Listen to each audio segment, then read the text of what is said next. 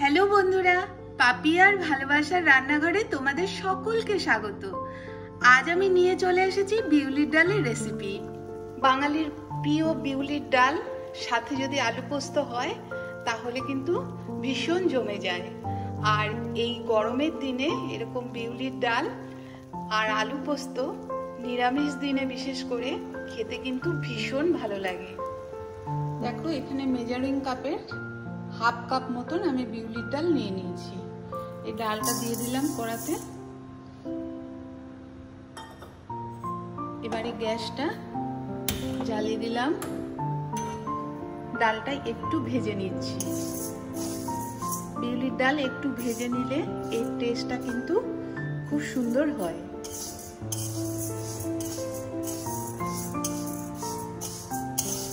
একটুখানি ভেজে নিচ্ছি। ডালটা ভাজা হয়ে গেছে। আমি মিনিট 4 ডালটাকে একটু ভেজে নিলাম। বেশ সুন্দর একটা মিষ্টি গন্ধও বেরিয়ে গেছে। এইবারে আমি গ্যাসের আঁচটা বন্ধ করে দিচ্ছি। এবারে একটু গরম গরম অবস্থায় ডালটা আমি ধুয়ে নেব।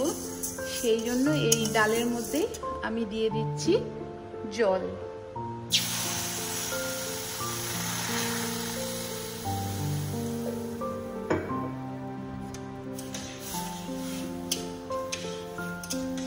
এভাবে ভালো করে ধুয়ে নেব ডালটাকে আমি, তারপরে তোমাদেরকে দেখাচ্ছি।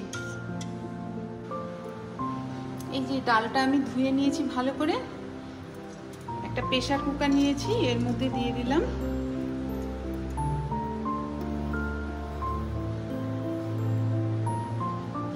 ডালটা দিয়ে দিলাম। এবারে এর মধ্যে এই মেজারিং কাপের 1 কাপ জল দিয়ে দিচ্ছি। আর একটু জল দিচ্ছি, আমি 1.5 কাপের মতন জল দিয়ে দিচ্ছি।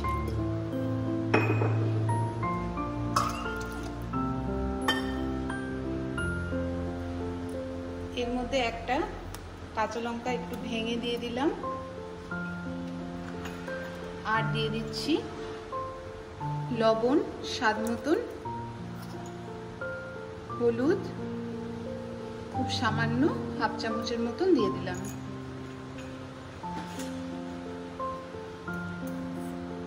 এবারে গ্যাসটা জ্বালিয়ে দিচ্ছি। আমি এটা সেদ্ধ হতে দেব। প্রেসারের ঢাকনা লাগিয়ে দিলাম। আমি 5টা মতন সিটি দিয়ে নেব। এখানে আমি একটা মশলা করে নিচ্ছি। এর জন্য নিয়েছি অল্প একটু আদা আর 1 চামচ মৌরি। এই আদা আর মৌরিটা আমি একসঙ্গে ভেটে নেব। একটু ভিজিয়ে রাখছি, একটু ভেজানো হয়ে থাক, তারপরে আমি এটা বেটে নেব। 5টা সিটি দেবার পর গ্যাস বন্ধ করে দিয়েছিলাম।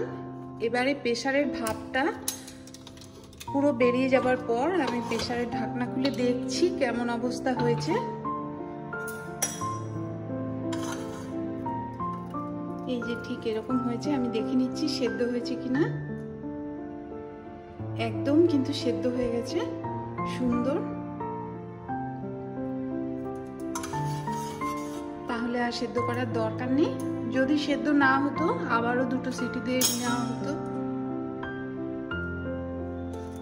এবারে আমি এই ডালটা একটু ভালো করে ঘেটে নিচ্ছি হ্যান্ড মিক্সার দিয়ে।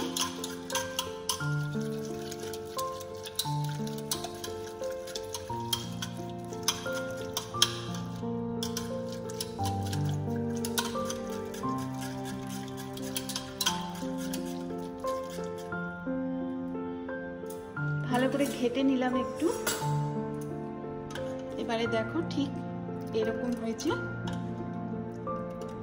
এরকমই থাকবে। এবারে আমি বাকি রান্নাটা করছি।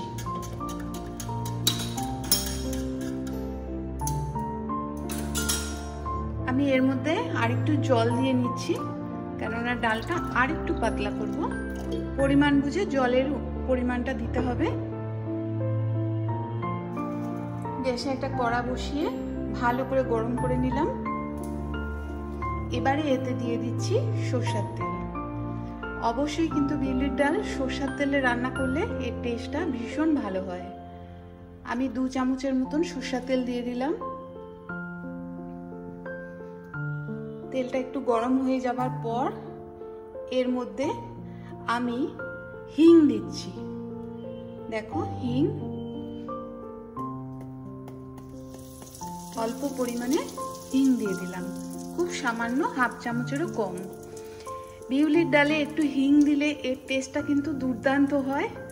অবশ্যই হিংটা দেওয়ার চেষ্টা করবে। এবার দিয়ে দিচ্ছি গোটা জিরে 1 চামচ ফোড়নে। আর এখানে আমি 3টে শুকনো লঙ্কা নিয়েছি। 2টো শুকনো লঙ্কা আমি একটু ছিঁড়ে দিচ্ছি, ছিঁড়ে দিলাম। আর একটা গোটা দিলাম।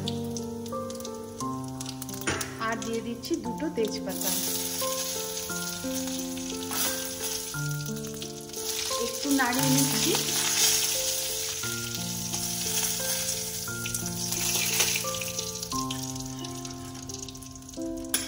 এবারে যে সেদ্ধ করে রেখেছি ডালটা এর মধ্যে দিয়ে দিচ্ছি।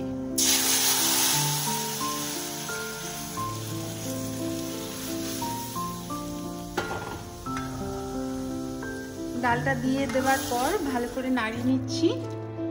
এবারে এর মধ্যে আমি দিয়ে দিচ্ছি কাঁচা লঙ্কা বাটা 1/2 চামচ। আর যে আদা আর মৌরির পেস্টটা করে রেখেছিলাম আমি, আদা মৌরির পেস্টটা এর মধ্যে দিয়ে দিচ্ছি।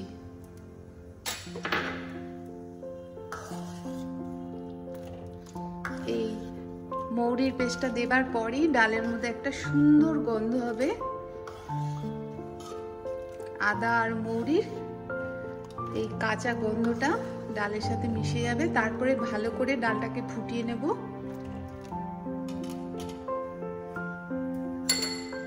এবারে দিয়ে দিচ্ছি 1 চামচ চিনি। বিউলির ডালে একটু মিষ্টি দিলে এটার টেস্টটা ভালো হবে। এবারে ডালটাকে টকবক করে ফুটতে দেব।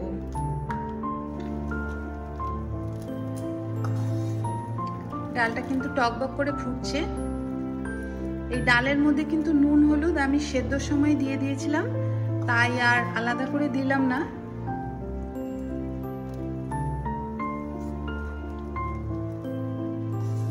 নুনটা একটু দেখে নিতে হবে, যদি লাগে তাহলে আর একটু দেওয়া যাবে।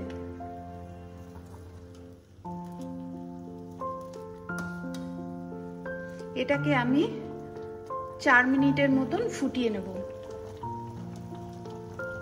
বাঙালির প্রিয় বিউলির ডাল একদম রেডি।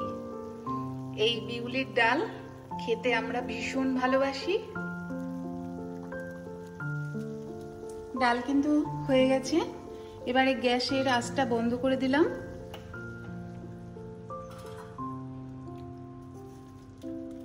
আমি এবারে ডালটা নামিয়ে নিচ্ছি।